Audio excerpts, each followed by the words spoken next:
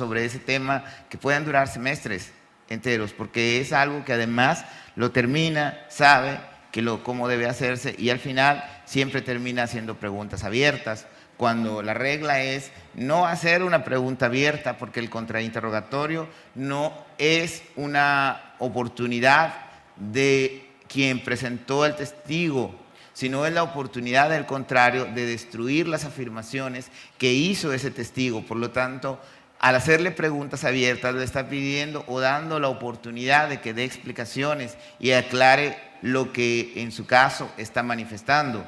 En el contrainterrogatorio se busca desacreditar al testigo, por lo tanto, se hacen afirmaciones que permitan al testigo solamente contestar sí o no.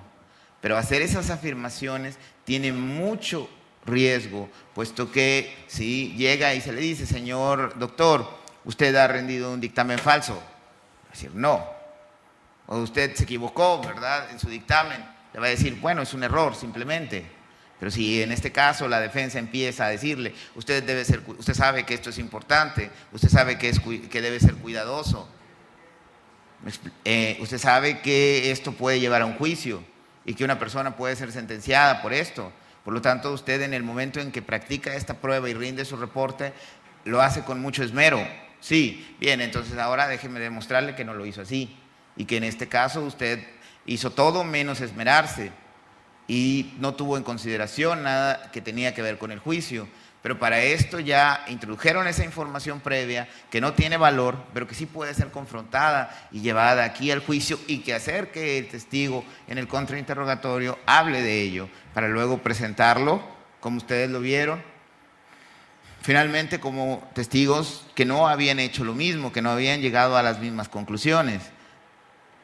Entonces, y no simplemente como meros errores ortográficos de decir que 6 meses cuando en realidad eran 5. Entonces, por eso el contrainterrogatorio es un arte que tiene que tener mucho cuidado en hacerse.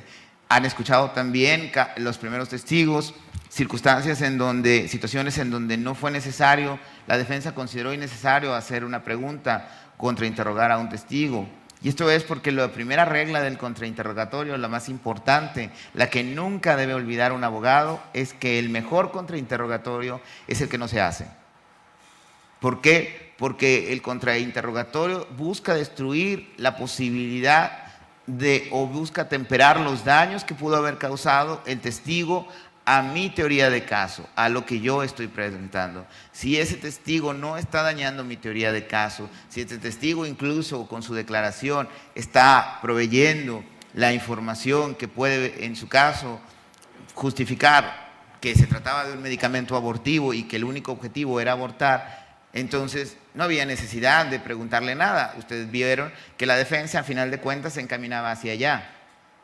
Entonces, ¿para qué inducirlo a decir cosas que finalmente las decía a través de las respuestas a través de las preguntas o las respuestas que daba a preguntas específicas de la Fiscalía? Entonces, no tenía caso hacer un contrainterrogatorio, no dañaba su teoría de caso, finalmente la reforzaba en cuanto al planteamiento que querían hacer. Por lo tanto, esta es una cosa muy importante. El mejor contrainterrogatorio es el que no se hace. Es el que no se hace cuando no hay un daño a nuestras actividades. Bien, básicamente podríamos durar mucho tiempo hablando, pero no sé si hay alguna duda. Sí, creo que hay. Última pregunta de la licenciada, por favor. Su señoría, buenos días, saludos a todos. Buenos días. Aquí un punto bien importante que que he notado yo a lo mejor y sea de beneficio para todos. Aquí la persona o la imputada se le está descuidando en su valoración médica ginecobstetra para valorar si realmente fue un aborto provocado o un aborto natural. Ese es un dictamen que no se le hizo como un examen ginecobstetra y aparte su estado emocional por ser una persona que fue violada y emocionalmente se le desacreditó esa atención.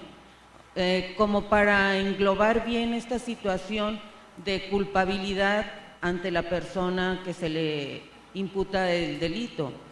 Bien, nuevamente, aquí en este caso, en un sistema adversarial, el juez lo único que tiene que decidir es, vigilando las reglas del debido proceso, todas y cada una de las que están consignadas en los códigos, en los principios que emanan de los tratados internacionales, determinar si lo que dice el fiscal o lo que dice la defensa es cierto. Usted comenta la información de una violación, sin embargo no hay ninguna prueba de la defensa que hiciera ese trabajo.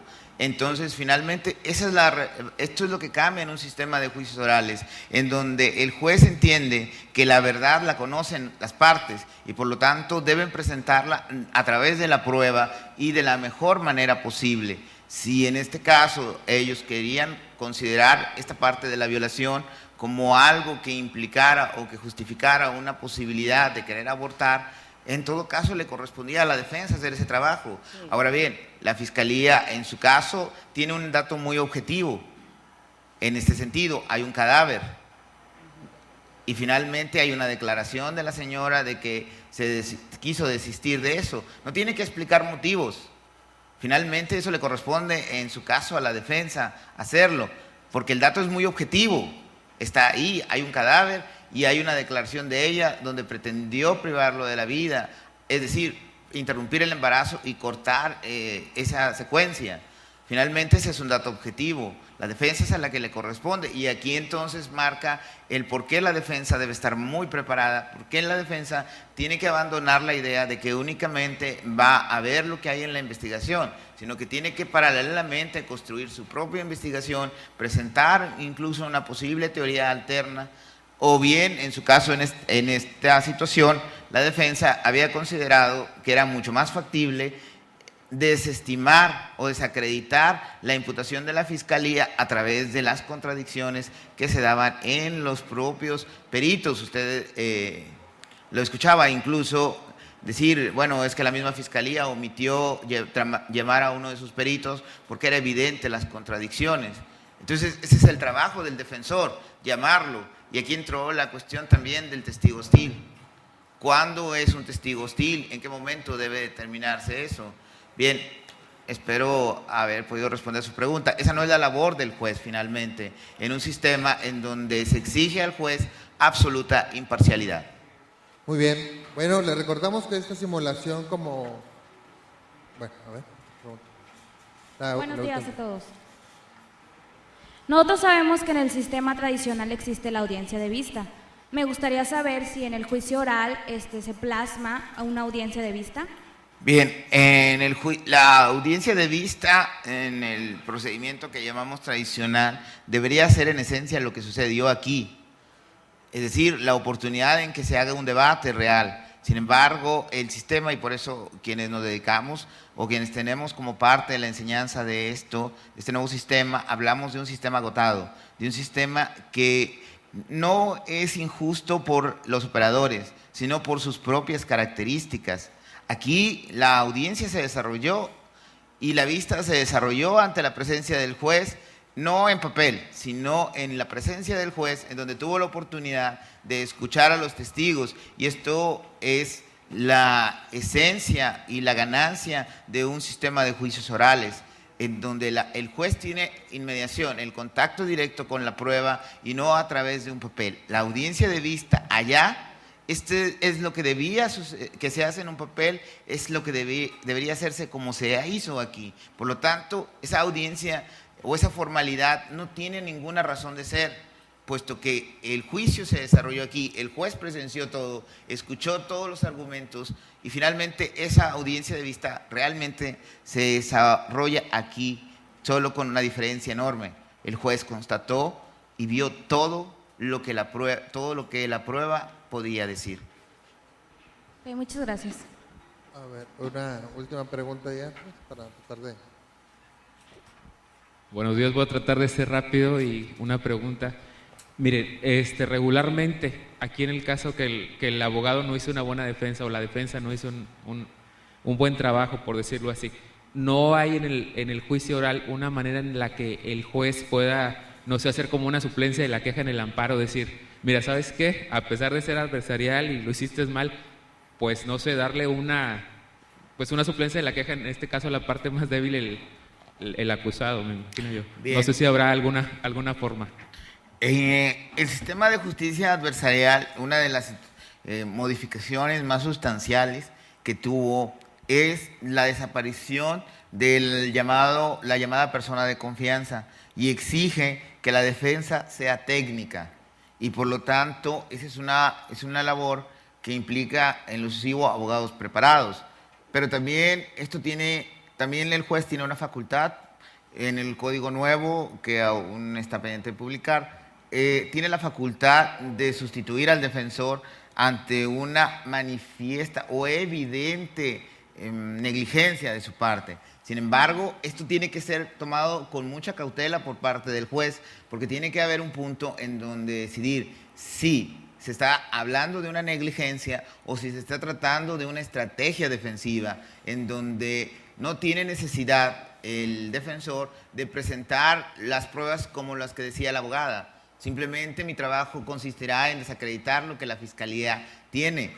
Por un lado está la presunción de inocencia. Entonces, finalmente, la defensa puede optar de esta forma y decir, bien, yo lo que voy a llevar a juicio es un razonamiento que implique que la Fiscalía no pudo superar un estándar que es ir más allá de toda duda razonable. Es decir, no pudo destruir la presunción de inocencia que tiene la inculpada, y entonces en ese sentido puede, en la pasividad, que en realidad no es tal, puede ser interpretada de distinta manera. El juez tiene que ser cauteloso en relación con esto, puesto que puede tratarse de una estrategia defensiva, y en este caso la estrategia era, bueno, no, ok, tengo la cuestión del aborto, pero bueno, qué mejor que desacreditar a los mismos testigos de la Fiscalía. El punto aquí no era si estaba el bebé, no era si era de la señora, inclusive, nada de eso estaba en cuestión. Todo se centraba en si había respirado, porque esto significaba que había vivido, y si había vivido era un homicidio. Pero si no era creíble lo que ellos decían, si llevaban al juez información que permitía establecer contradicciones tan evidentes como el peso, lo decían, tenía 5 meses y pesaba 1.300 gramos, lo cual no era probable de acuerdo con la ciencia, entonces, y como ellos mismos lo referían. Entonces esto hablaba, como lo señalaba la defensa, no de una cuestión menor, no de detalles, sino de el conocimiento que tenían para poder realizar un dictamen, y en su caso la veracidad de sus conclusiones. Por lo tanto, el juez tiene que tener mucho cuidado con eso, pero vuelvo a lo mismo. El sistema implica una defensa técnica y con un conocimiento, implica un juez imparcial que debe pensar en la mayoría de los casos que, a no ser que sea evidente, que la defensa está actuando de una manera que tiene una estrategia y debe partir de eso, puesto que el defensor debe llegar con una estrategia. Por lo tanto, la suplencia de la queja no es una opción, puesto que en un sistema adversarial lo que se trata es que el juez decida 2 versiones y no traer una tercera a juicio. Porque esto significaría entonces que abandona la imparcialidad a la que está obligado para traer una opinión. La imparcialidad es no dar lugar a ninguna de las partes en favor. Esto es la realidad. No es quitarnos esta idea del más débil. Precisamente se da la oportunidad de que tenga una defensa técnica y no improvisada. Y si tiene que proteger a alguien, entonces está dejando de ser imparcial, y por lo tanto hay una violación muy grande al artículo 17 constitucional. Es por eso que la intrusión del juez en un sistema de justicia oral adversarial debe ser más de escuchar, de poner atención, de vigilar que las reglas del proceso se cumplan, y sobre la base de la información que se produjo, dictar una sentencia. Bueno, muchas gracias.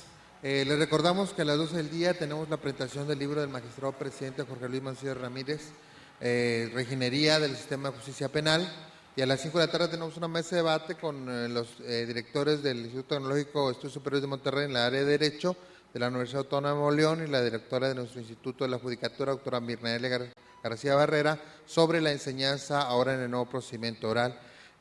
También les recuerdo que como todos los videos de las presentaciones, conferencias y demás, se encuentra en nuestra página de internet. Ahí los pueden checar si quieren volverlos a valorar o recomendarlos a alguien para que quiera enterarse de estos temas. Vamos a darle un fuerte aplauso de nueva cuenta a nuestros panelistas. Muchas gracias. Muchas gracias. Yo a la vez les doy las gracias y reconozco el trabajo porque los abogados no son defensores ni son fiscales. Trabajan conmigo y hicieron esta labor y se prepararon estudiando técnicas de litigio y todo eso. Así que, bueno, pues también que ese aplauso sea para ellos. Muchas gracias a ustedes. Los esperamos a las 12 y a las 5. Muchas gracias.